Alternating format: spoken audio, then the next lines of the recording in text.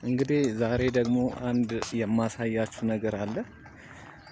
የተለመደው የተቀደሰው ቅዱስ ስፍራ ሲሆን ይህ ስፍራ የበፊቱ ቤተክርስቲያኑ ሼፑን በጠበቀ በቤተክርስቲያን አይነት መልኩ ያልተሰራ ሲሆን አሁን ግን መልኩን በጠበቀ በቤተክርስቲያን ሰርክል ሆኖ እየተሰራና እየታነጸ ይገኛል።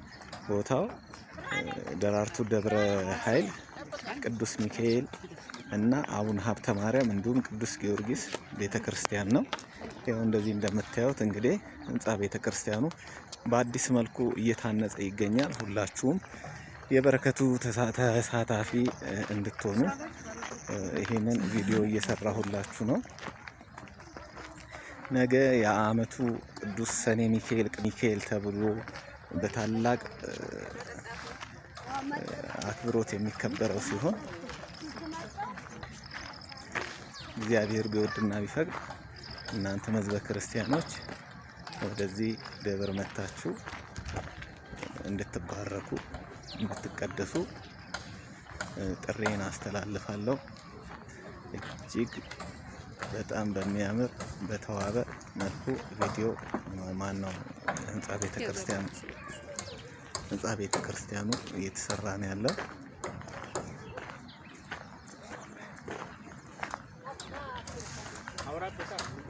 እና ይኸው በእንደዚህ አይነት በአማረና በተዋበ መልኩ ህንጻ ቤተክርስቲያኑ እየተሰራ ነው።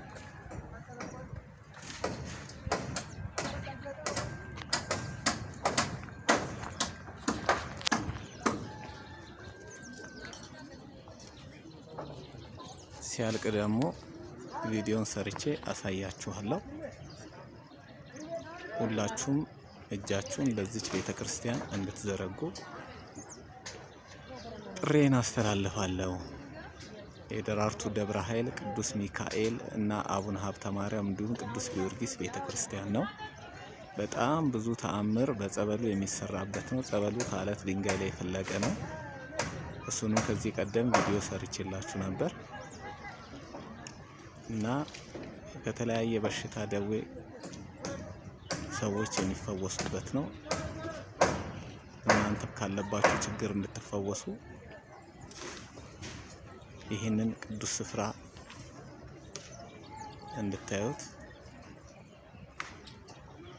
ይህንን ቪዲዮ ሰርቼላችኋለሁ።